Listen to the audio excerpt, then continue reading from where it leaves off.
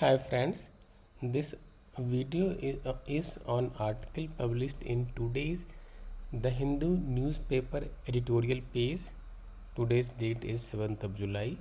This article talks about mental health care and in the wake of COVID-19 how there is a paradigm shift in the mental health care system because in COVID-19 there's a lockdown, all people are staying at home, and even the society they're not people are not interacting. So there are a lot of challenges in mental health because of COVID-19 restrictions and lockdown. So this article talks about this issue. Listening to the article will give you an opportunity to form your own opinion about the article. So let's begin. Seeking a paradigm shift in mental health care, whose guidance on community mental health services balances care and support with rights and participation. Recently, a High Court suggested that homeless person with health conditions be branded with a permanent tattoo when vaccinated against COVID-19, since tracking a floating population may be cumbersome. Earlier judgments have also suggested rounds up of such persons to facilitate pathways into care. These are possibly well intentioned directives, but what follows is that bewildered persons are huddled in a vehicle and admitted into shelters or mental hospitals that are usually crowded yet lonely. What does this tell us about the way homelessness and mental illness are regarded in polite society? A responsive care system.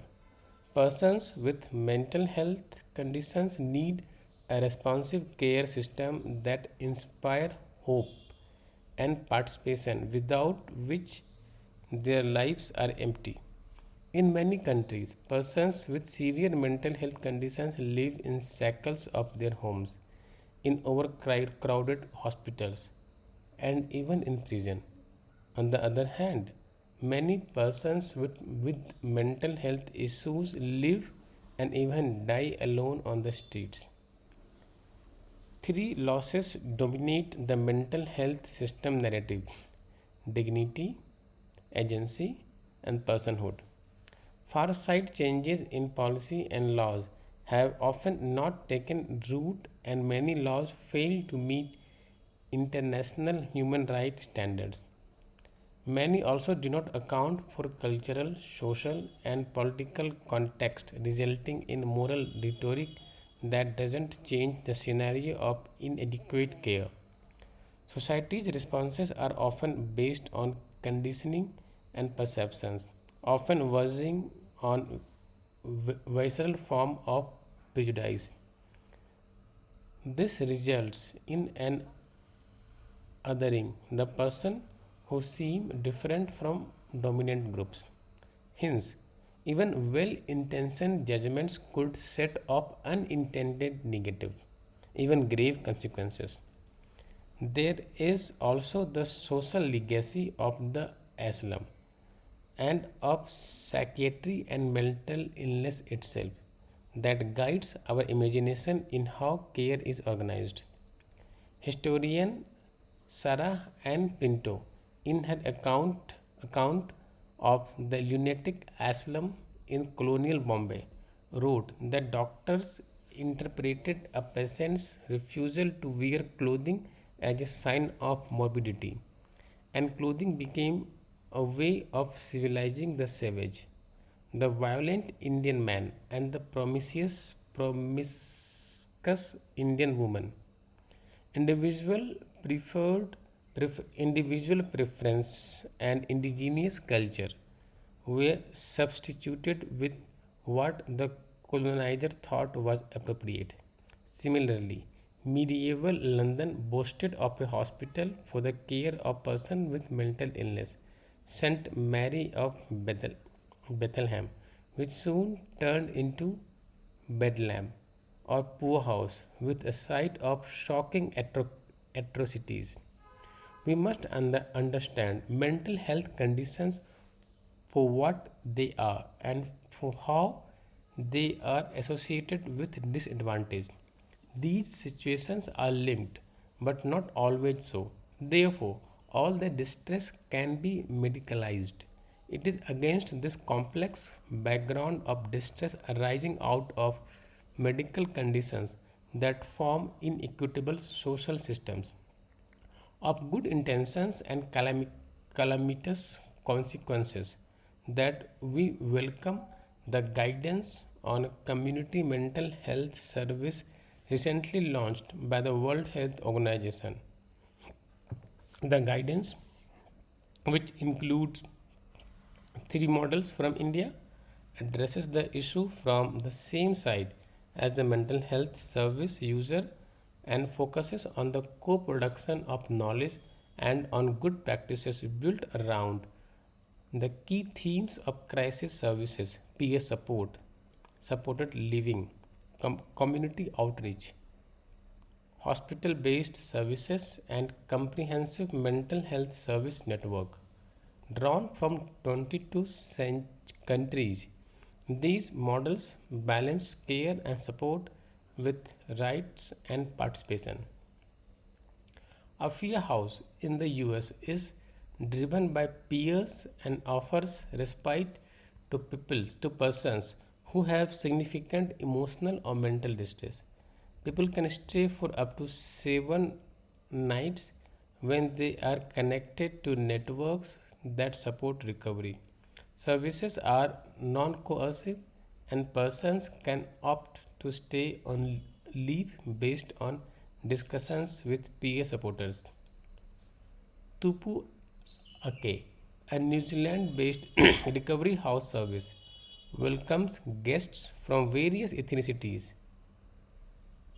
Atmiyata in Gujarat employs a stepped care approach using community based volunteers who identify persons in distress, offer counseling support, and enable access to social care benefits. Evaluation of the service indicates better general health, better quality of life, and social functioning. Naya Daur in West Bengal works with local networks and volunteers who support homeless persons through their outreach program and enable access to food, clothing, counseling, shelter, and housing. Home Again, a program of the Banyan in Tamil Nadu, facilitates residence options in regular neighborhoods while also offering graded levels of supportive services for persons with severe disabilities. It emphasizes socio-cultural participation, neurodiversity, and normalization of mental health conditions. Peer leaders provide wisdom from their lived experience to support others in distress. The practice of open dialogue, a therapeutic practice that originated in Finland, runs through many programs in the guidance. This practice, conducted in homes or in service settings, combines individual and systemic family therapy with a focus on the centrality of relationship and promotion of connectedness through family and support networks. This approach trains and therapists in de-escalation of distress and breaks power differentials that allow for free expression. Aimed at providing newer perspective to governments and policymakers, approaches in the new WHO guidance are designed to make community inclusion and dialogue practice a way of life, with emphasis on social care components such as workforce participation, pensions and housing. Increased investment in health and social care seems imperative. A network of services. Recently, the Supreme Court and Madras High Court have advised vaccinations for those in mental health care homes and for those homeless and and living with a mental illness. While those in institutions should access this support at the earliest, for those homeless and who opt not to enter mental health establishments, in mass, from where exit pathways may be laborious. There are two paths. In the first, drives will be conducted and persons with mental illness will be housed in overcrowded institutions with scant regard for agency of a social detriments of ill health. The other would aim to provide a network of services ranging from soap kitchens at vantage points in mobile mental health and social care clinics, non intimidating guest homes at village panchayats with access to toilets and the comfort of welcoming team, and well-being kiosks that offer a basic income and facilitate livelihoods. Small emergency care and recovery centers for those who need crisis support instead of larger hospitals, and long term inclusive living options in an environment that values diversity and celebrates social mixing will reframe the archaic narrative of how mental health care is to be provided.